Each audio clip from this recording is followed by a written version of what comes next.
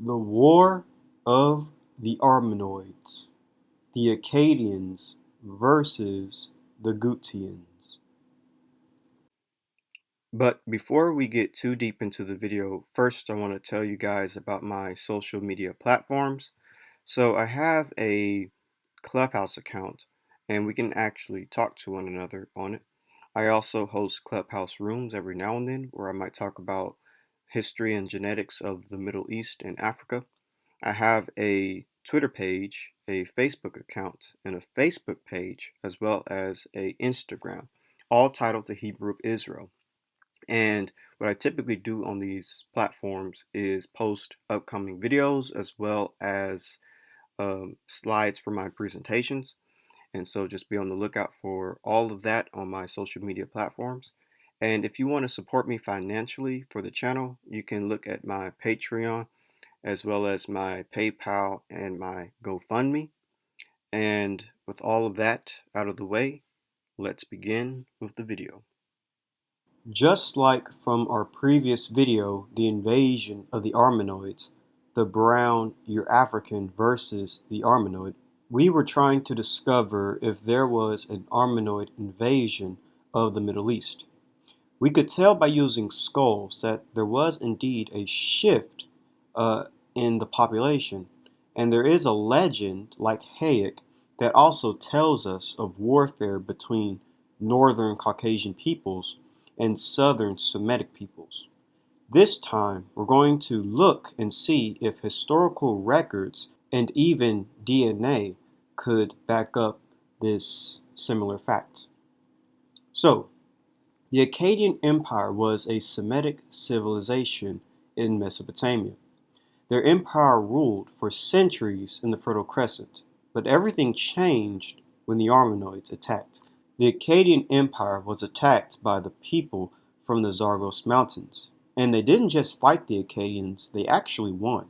They defeated the Akkadian Empire and ruled it for a time, and these were a non-Semitic people known as the Gutians. The Akkadian Empire flourished in the 24th and 22nd centuries BCE, ruled by Sargon and Namir-Sin. It eventually collapsed in 2154 BCE due to the invasion of barbarian peoples and large-scale climatic changes. The Akkadian Empire was an ancient Semitic empire centered in the city of Akkad, which united all the indigenous Akkadian-speaking Semites and Sumerian speakers under one rule. Around 4,300 years BP, Sargon of Akkad united city-states of Mesopotamia, present-day Syria, and Iraq into the world's first empire. The Empire of Akkad collapsed in 2154 BC, within 180 years of its founding. The collapse ushered in a Dark Age period. Guti people. This is from Britannia. Guti mountain people of ancient Mesopotamia who lived primarily around Hamded in the central Zagros range. The Guti were a strong political force throughout the 3rd and 2nd millennia BC, especially about 2230 when they swept down into Babylonia, southern Mesopotamia, overthrowing the Akkadian Empire. So here are the Zagros Mountains. It's in Iran, and it even goes a little bit into Iraq, but here's just one map showing the Zagros Mountains where these Gutians came from. So the Gutian dynasty was a dynasty that came to power in Mesopotamia, 2199 through 2119 BC, or possibly 2135 through 2055 BC, after displacing the Akkadian Empire. The Gutians were described as part of the horde that toppled the kingdom of Akkad, or Agad. It was a conglomeration of tribes that descended from the Zagros Mountains, possibly drawn to the plains for its prosperity. The Gutians practiced hit-and-run tactics and would be long gone by the time regular troops could arrive to deal with the situation. Their raids crippled the economy of Sumer. The Sumerian kings list indicates that the king Ur-Ut of Uruk was defeated by the barbarian Guti, perhaps around 2150 BC. The Guti swept down, defeated, and demoralized Akkadian army, took Akkad and destroyed it around 2115 BC. Ultimately, Akkad was so thoroughly destroyed that its site is still not known. Thus, a short dark age swept over Mesopotamia. So the Gutian peoples coming from the Zagros Mountains managed to defeat the powerful Akkadian Semitic empire. And they destroyed it so well, a lot of its sites are still unknown to us today. And it was a dark age to the people that got defeated, of course. But for the Gutians, it was quite a great time. Conflict between people from Gutium and the Akkadian Empire has been linked to the collapse of the empire towards the end of the 3rd millennium BC. The Guti subsequently overran southern Mesopotamia and formed the Gutian dynasty of Sumer. The Sumerian king list suggests that the Guti ruled over Sumer for several generations, following the fall of the Akkadian Empire. So for several generations, these Gutian, these Zagros peoples, ruled Sumer. Akkad bore the brunt of this as the center of the empire, so that it was in Akkad that the Guti established their own center in place of the destroyed Akkad. This is from Ancient Egypt and the Near East. This is a book dealing with Near Eastern history. And it reads, during the last years of the Akkadian Empire, there were many incursions by fierce tribesmen from the southeast carrying out hit-and-run raids. These intruders were the Gutians, one of many peoples living in the Zagros Mountains. These raiders plundered the rich cities of Mesopotamian plain and were always long gone before the army could arrive to confront them. The Gutians pillaged all over the Akkadian Empire. Although they occupied only a few remote regions, finally they destroyed Akkad itself. So again, here's just a map of the Zagros Mountains. It is a very cold place, northern part of the Middle East, where it's typically very snowy, typically very cold. So that kind of gives you an idea. Makes sense why these people were leaving back then and even today. Mesopotamia, especially towards the south, was a more fertile area, good for farming, good for raising animals. And so these mountainous peoples in this cold mountainous range came down and just took it by force. No different than the Vikings, no different than the sea peoples, raiding, pillaging, and taking over land. That's human history for you. So, according to the historian Henry Holy Howarth, Assyrianologist Theophilus Pinches, renowned archaeologist Leonard Woolley, and Assyrianologist Ignorus Gleb, the Gutians were pale in complexion and blonde. This identification of the Gutians as fair-headed first came to light when Julius Opet published a set of tablets he had discovered, which described Gutian and Serbian slaves as Nemrum or Nemrutum, one of its many meanings being light-colored. So, in a sense, you sort of could consider the Gutians as Vikings, being light-haired people, but it can also refer to light or pale complexion, meaning white skin. So it's another way of looking at it. So we don't know much about the Gutians. I want to make that clear, but But some actually do believe that the Kurdish people of today may partly be descendants of the Gutians, and I think that's very important to note. This is from the Middle East Reader, and it reads, "Yet another group of Kurds whose existence can be traced to the 3rd millennium BC were the Guti, whose kingdom corresponds with the part of Kurdistan currently held by Iraq, and who were one of the oldest independent kingdoms of the ancient civilized East." And so here's a map of Kurdistan. Let me make it bigger.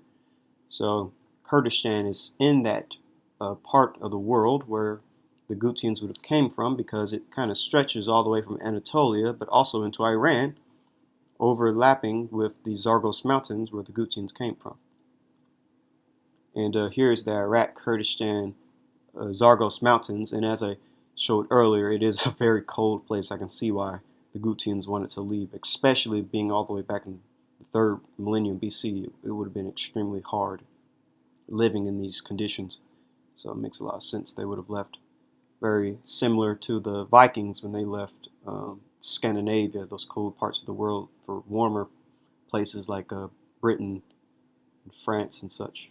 So this is from Encyclopedia of the Peoples of Africa and the Middle East, and it reads, "The region known as Kurdistan comprises a territory about the same size as Texas, spread across 3 modern-day Middle Eastern countries: Iran, Iraq, Syria, and Turkey. The region includes mountains such as Mount Ararat and the Zagros Mountains, with pasture lands and valleys covered by forest. Lakes also mark the territory, including Lake Umara in Iran and Lake Van in Turkey. The Halaf period was followed by the Hurrian period from 2600 to 6300 years ago, which was based in Mesopotamia and the Zagros-Tartars mountain area of Iran. The Hurrian peoples spoke a language related to modern Chechnya. The Hurrians, in fact, comprised a number of clans and sub-clans, probably not Indo-European in origin. They dominated the area now known as Kurdistan, as well as Anatolia, modern-day Turkey. Sumerian writing dating to around 3000 BCE referred to the land of the Kurda or Korda and the people living there as the Korduchi and the Guti, and other variants. These are thought to be the earliest written references to the peoples who would become known as Kurds. Assyrian records from this period describes these people as the Gurdu or Kurdu around 1000 BCE. The term Kurd first appears in Assyrian records with reference to those people, also called Kurti or Kurhi or Kurti, living south of Lake Van in present-day Turkey. So here's a map of the Kurdish region in the Middle East. Let me make it bigger.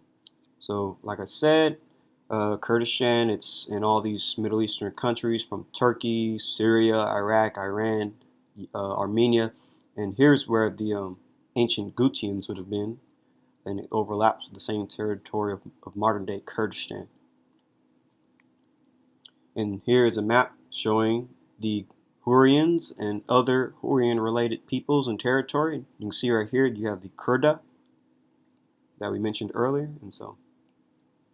and you have the Kurti as well, or Kurdaka.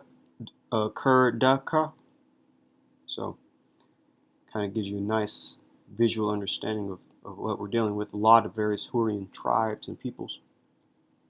So this is from the Chechnyans. We're going to come down here to the relevant part of the section. Well, actually, I'll read all of it because it kind of does deal with the Guti as a whole. By understanding the Hurrians, we kind of get a good understanding of the Gutians, because Gutians may be a branch of Hurrian tribes people. So despite the obscurity of their origins, the Hurrians became one of the great and influential peoples in the Near East, from the 3rd millennium BC to the 14th century BC. Their original home was possibly the South Caucasus down to the Armenian Plateau and the Zagros-Tartars Mountains. Later, they extended to Anatolia, Mesopotamia, and northern Syria.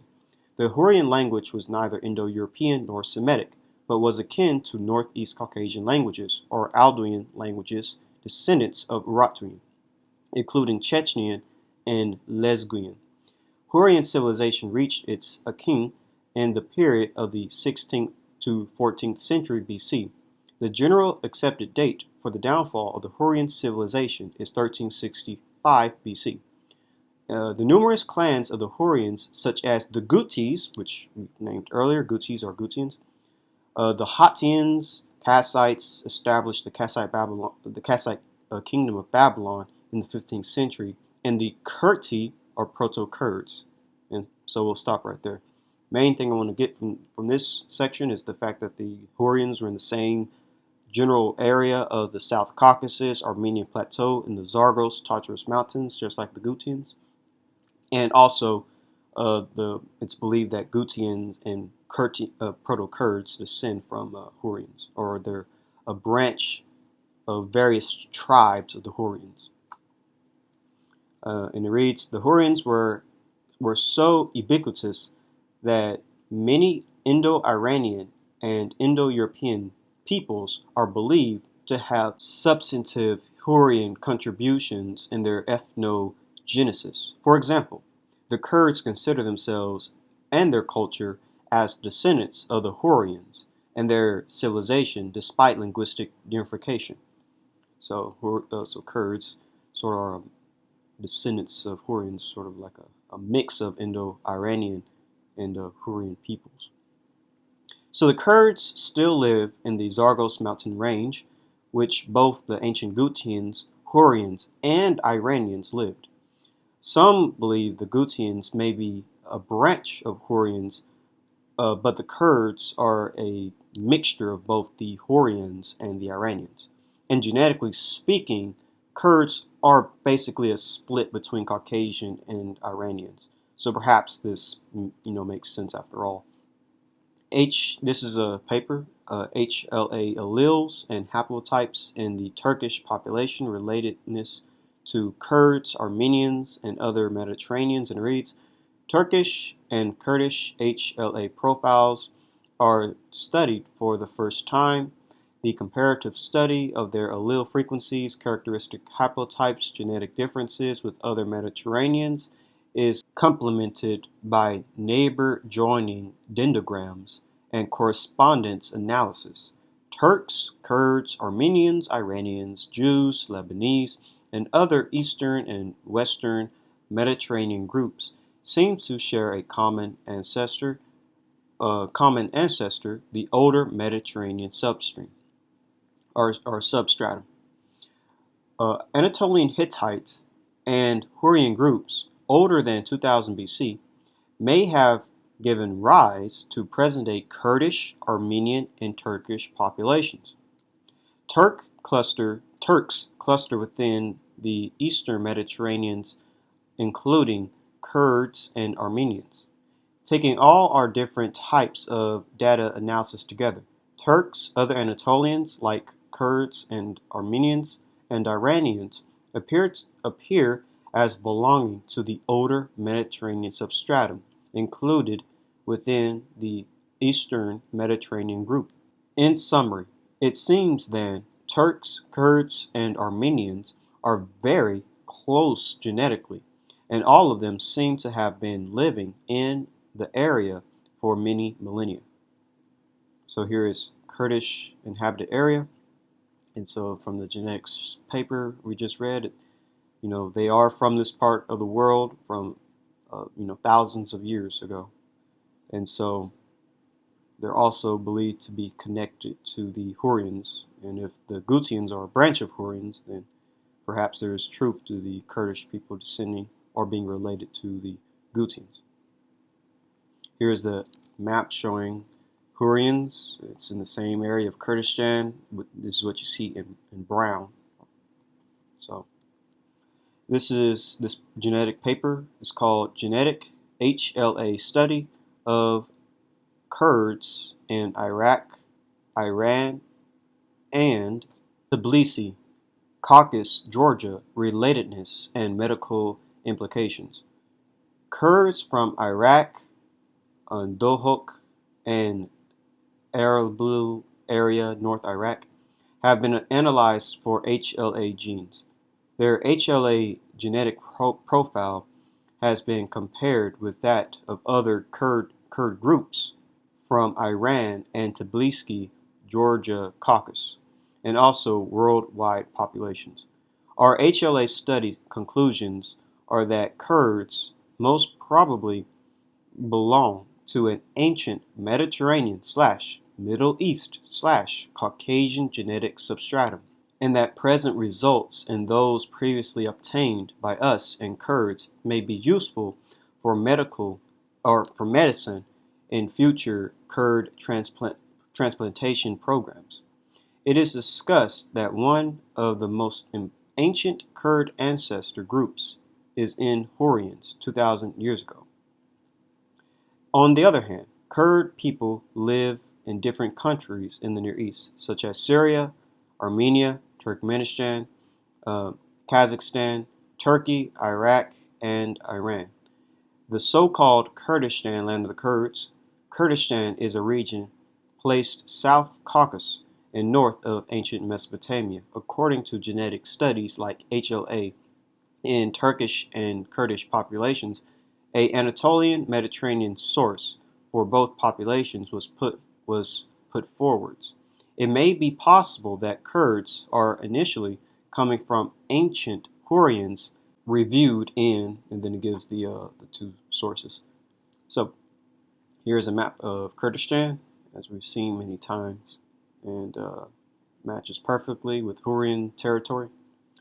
So continuing with the study, it says, the second cluster comprises Europeans, Mediterraneans, Caucasus, and Iranian populations. Iraq Kurds, Iran Kurds, and Georgia Kurds are located relatively close together. And here is a pie chart just showing it, and they are very close, all linked together. Plain genetic distance DA show that Iraq Kurds closest genetic distance are the following. Near East populations, Iran Kurds, Palestinians, Far Parsi, Georgia Kurds, and Ashkenazi Jews. Eastern Mediterranean populations, Armenians, Cretans, and Macedonians, and Mediterranean populations, Sardinians, Spaniards, Algerians, and Italians. So here's a chart just showing it, all these groups that the Kurdish people in Iraq, Georgia, and Iran are related to. Our conclusions were that their HLA profile showed that Kurds form part of Mediterranean stock of people and also had Caucasus genetic traits, Slavic Georgians. Also, it is worth mentioning that Lak population, East Caucasus area, may be close to both Lar and Kurd populations, and Lak name could be considered composed of Lur and Kurd words. In the present paper, we have analyzed HLA genes in Kurds living in North Iraq, Erbil, and Dohuk areas. Comparison with other populations place them as a Middle Eastern population, close to Kurds from Tbilisi, Georgia, Palestinians, Armenians, and Kurds from Iran. In both analysis, figure 2 and 3, Kurds are also close to Caucasian, Slavic Georgian populations. Conclusion is that Kurds are genetically close to surrounding Caucasian and Mediterranean populations and that have remained settled down in Kurdistan since ancient times, supporting historical events is reviewed in our previous work. HLA genetic similarity have been reported between Turks, whose genes belong to old Anatolian stock, and Kurds.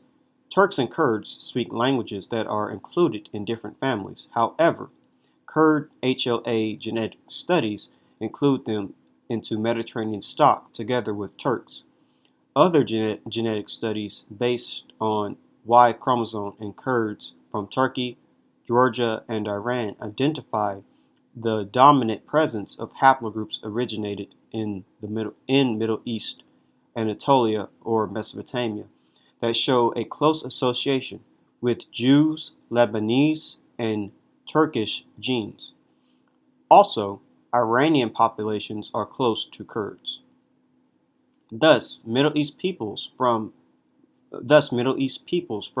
Mediterranean border and Kurds seem originally to belong to a similar ethnic group according to HLA autosomic and Y chromosomes genes results. Kurds have always lived in the mountains, being autochthonous or indigenous for 6000 BC. Hurrians, whose language was Caucasian and not Indo-European, may be Kurds' ancient genetic background, reviewed in reference, and it gives a reference. By 1200 BC, Medes and others invaded Hurrian area. In summary, all three Kurd populations studied in the present paper are genetically close together and to other Mediterranean and Caucasian populations according to HLA genes. And so here again, it's just a map of Kurdistan in that territory of the Hurrians. And here is the ancient map of the Hurrians. Here is Kurda and Kurti and Kurdakra, where the Kurds would have, well, the ancestors of the Kurds would have been, and the Guti, or the Gutians, the Zagros mountain range. Here's the final paper, population genetic relationships between Mediterranean populations determined by HLA genes distribution and a historic perspective, and it reads, Kurds and Armenians are genetically very close to Turks and other Middle Eastern populations. Here is Kurdistan. So, the Kurds genetically linked to ancient Hurrians, and Kurds genetically linked to Caucasian and Iranian populations. This is very important because if Kurds are descendants of Gutians, then this shows us the likely genetic makeup of the invaders and destroyers of Akkad. But are there any genetic papers that can actually back this up? Are there papers that can back up the fact that ancient people with Caucasian/Iranian DNA swept through Akkad and destroyed it? This paper is called Continuity and Admixture in the Last 5 Millennia of Levantine History from Ancient Canaanite and Present-day Lebanese Genome Sequences. And it reads, the admixture time also overlaps with the rise and fall of the Akkadian Empire, which controlled the region from Iran to the Levant between 4.4 and 4.2 KYA. The Akkadian collapse is argued to have been the result of a widespread aerification event around 4,200 years ago, probably caused by a volcanic eruption. Archaeological evidence in this period documents large-scale influxes of refugees from northern Mesopotamia towards the south, where cities and villages became overpopulated. Future sampling of ancient DNA from northern Syria and Iraq may reveal if these migrants carried the Iran Chalcolithic related ancestry we observe in Bronze Age Sidon and Jordan. So this is from the Genomic History of the Middle East, and it reads, present-day Levantines are drawn toward Bronze Age Europeans, Iraqi Arabs, Iraqi Kurds, and Assyrians appear relatively closer to ancient Iranians. This is powerful information for several reasons. 1. Non-Semitic speakers carried Iranian DNA, conquered and destroyed the Semitic Empire of Akkad. This shows that Iranian/Caucasian DNA cannot be Semitic in origin. After all, if the Gutians were a tribe of Hurrians, then they would not have been Semitic speakers. The Acadians did not view the Gutians as their people. Furthermore, if Gutians are Hurrians, then it's likely that they would have carried haplogroup J. This is from How Eurasia Was Born. I'm just reading what's in yellow. And it reads, the Northeast Caucasian language family seems to show clear links to ancient Eastern Anatolia, as most subclades of J1-Z1842 can be linked to the Armenian highlands and present-day Azerbaijan, precisely fitting the exact location of the core Araxes culture.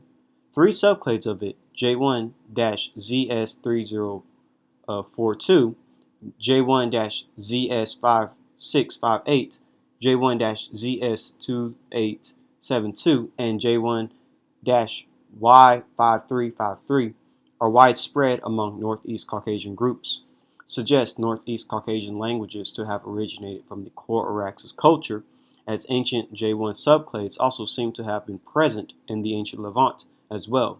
This supports the existence of the Alduin language family, linking Hurrian to Northeast Caucasian. And this is from this was from Origin and Diffusion of Human Y Chromosome Haplogroup J1-M267, and it reads, around the time of the Neolithic demographic transition, the genome-wide ancestry of West Asian populations was geographically structured into three groups. Among them, haplogroup J-M304 is found in the Caucasus/Iranian and Anatolian hunter-gatherers and farmers, but not in the Levantine ones. Unfortunately, so far, DNA means ancient DNA, studies are missing from the Arabian Peninsula and Mesopotamia, where haplogroup J-M304 is frequent nowadays. So it's likely that the Acadians carried haplogroup E and autosomally more similar to other Afro-Asiatic populations, since Afro-Asiatic is Semitic and Semites are Afro-Asiatic people. So this is from the Bayesian phylogenetic analysis of Semitic languages identifies an early Bronze Age origin of Semitic in the Middle East. Reading only what's in yellow, we estimate that Semitic had an early Bronze Age origin in the Levant, followed by an expansion of Akkadian into Mesopotamia. The most plausible candidates for Semitic remigration to the Fertile Crescent, with TMRCAs fitting the arrival of Akkadians and other Semitic peoples, are certain subclades of both E-V22 and E-V12, with relatively early TMRCAs present in the Middle East, could be candidates for such a remigration as E-F GC14382 and E-V3262. And that was from How Eurasia Was Born. And this is from J1. It's definitely not Semitic in origin, and it reads, according to the theory, Afro-Asiatic languages spread to Asia via E1b haplogroup, not J1 haplogroup. It is historically known that a ruling elite class of Afro-Asiatic people, Acadians, Assyrians, etc., also invaded the north of Mesopotamia and brought their Afro-Asiatic languages to the central and northern parts of Mesopotamia during the period of Akkadians and Babylonians. Elite dominance model of E1b1 might be supposed for Akkadians, Assyrians, and Babylonians. In this sense, it might be theorized that Sumerian was the main language of ancient Mesopotamians before Afro-Asiatic E1b overwhelmed Mesopotamia, elite dominance model. So these non-Semitic migrants from the north that conquered and destroyed Akkad would have carried haplogroup J, and the Acadians, on the other hand, would have been haplogroup E.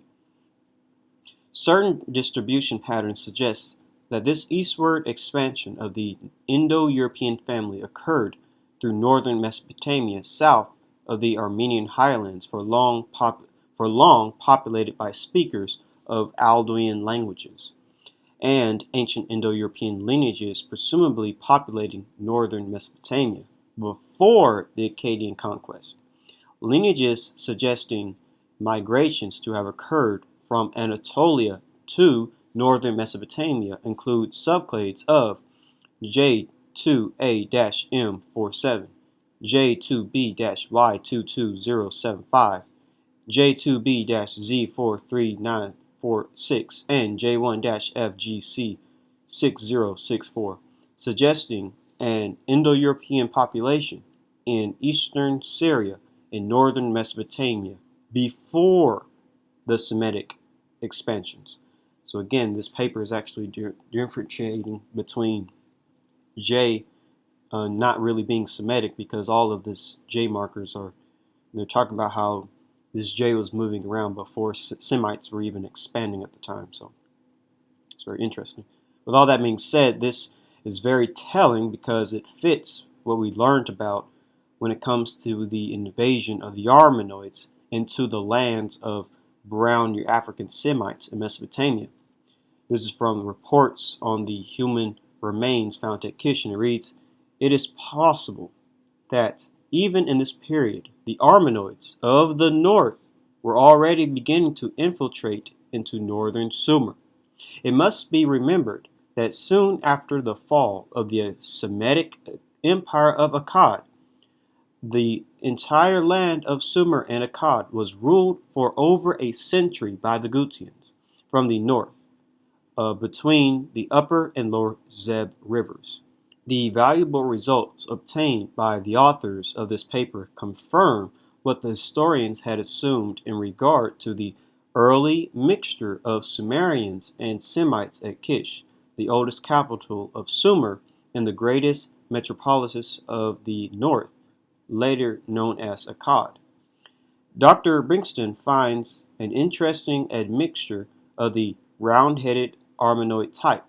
This must be explained as an infiltration from Syria and the Hittite region if there are not normal variants. So basically, we're seeing this Armenoid type of people come into Akkad, and they even ruled Akkad for a time. But the main point is to see this rising force of Armenoid round-headed people from a biological standpoint, and it matches with the DNA. The population of both Upper and Lower Mesopotamia in prehistoric times belonged to the brown or Mediterranean race. While this basic stock persisted in historical times, especially in the south, it became increasingly mixed, especially with the round-headed Armenoid peoples from the northeast mountains, owing to the recurrent incursions of mountain tribes into the plains. Kind of reminds you of the Gutians coming into Akkad. So this fits perfect with the DNA study about migrants from the north overpopulating the south, which, is Mesopotamia. I'm just going to read this again. The admixture time also overlaps with the rise and fall of the Akkadian Empire, which controlled the region from Iran to the Levant between 4.4 and 4.2 KYA. The Akkadian collapse is argued to have been the result of a widespread edification event around 4,200 years ago, possibly caused by a volcanic eruption. Archaeological evidence in this period documents large-scale influxes of refugees from northern Mesopotamia towards the south, where cities and villages became overpopulated. So furthermore, the description of the Gutians being light-skinned that we read from earlier fits with what anthropologists said about Armenoids, who are light-skinned themselves, coming from the north and conquering the darker-skinned Eurasian or the Eurafrican peoples. The so-called Armenoid type is defined by Hayden under the Eurasiatic brachycephals as Anatolian Armenian, dark-haired, tawny white skin, medium stature, very brachycephalic, a prominent aquiline nose, hook nose, with a depressed tip and large wings is very characteristic. Scattered in Anatolia, Armenia, and ancient Hittites were typical members of this race. So just think of Hittites, like I always say, just think of Hittites and Armenians when it comes to the Armenoid phenotype. And as you can see on the screen, Hittites, Armenian, and these are Kurds. So that kind of gives you an idea of the Gutians, and this kind of gives you also an idea of the Hurrians. The Hurrians likely would have had a similar phenotype like this, since, Hurrians were heavily admixed with the Hittites. It's believed that Kurds descend from Hurrians and Armenians descend from Hurrians. So this is also a good way to think of Hurrians as well. So this dealing with the brown Euro-African, particularly when we note once more that Mediterranean is not a synonym for white. Elliott Smith's brown or Mediterranean race being nearer the mark, Elliott Smith classes these Proto-Egyptians as a branch of what he calls the brown race, which is the same as Sergey's Mediterranean or Euro-African race. The term brown in this context refers to skin color and is simply a euphemism for Negro. So again, here are frescoes or murals of Acadians, and as you can see, they're clearly a brown people, dark-skinned brown people with black hair, dark eyes, and to the far left is, just people with a very similar brown tint of skin and dark hair and dark eyes. Kind of a good example of Acadians, perhaps, in the flesh. So, also, what's interesting about the Gutian invasion of Akkad is that some people actually connect this with the story of Hayek, the Armenian. According to the accounts of Moses of Caron and Sextus Julius Africanus, the battle occurred between the dynasty of Hayek and a Chaldean dynasty in its third generation that had control of Babylon and the remaining territory of Acadia under King Bulus, a symbolic Babylonian/Akkadian god of war or founder of Babylon, depending on mythological tradition. The conflict is said to have happened in 2492 BCE or 2107 BCE. Bel may symbolize the Gutian dynasty of Sumer, which ruled remnants of Acadia as a tyrannical power during a Mesopotamian Dark Age after the Akkadian Empire broke up in 2154 BC. Gutia is also overlapping overlapping with Chaldea's territory. So it's kind of interesting how the story of Hayek may actually sort of be historically true in the sense of if it's taking place in the same time with the same people as the Gutians. And this is from the Heritage of Armenian Literature, and it reads, Hayek, the legendary archer, has been part of Armenian culture and history since time immemorial. Hayek is considered the patriarch of the Armenians, and it is indeed for this reason that Armenians call themselves Hay. The well-known epic of Hayek's fight against Bel provided substantial proof that Hayek and his people stood up against Bel and halted the unrestrained influx of Semitic peoples from the south. So, if this is the case, then these are the descendants of Japheth invading into the lands of Shem. Hayek is a descendant of Japheth. Perhaps this makes sense because Japheth would enlarge and dwell in the tents of Shem, according to Scripture. This is from Ancient History Encyclopedia, Armenian Mythology. This is the story of Hayek and Bel, and places the origins of the Armenian people as the descendants of the biblical Noah via his son Japheth. Hayek, a descendant of Japheth, a noted archer, hence his later association with Orion, rebelled one day against Bel, the evil and repressive Babylonian tyrant, and returned back to his homeland around Mount Ararat and in ancient Armenia. Bel followed Hayek and his relations, so that a mighty battle followed in which Bel was killed. Hayek then gave his name to his descendants, the Hay people, and the name of the region of Armenia in the Armenian language, Hayeste. Togarma. Many commentators connect Togarma with the Armenians. The Armenians themselves traditionally claim to be the descendants, or to be descendant from Hayek, son of Torgon.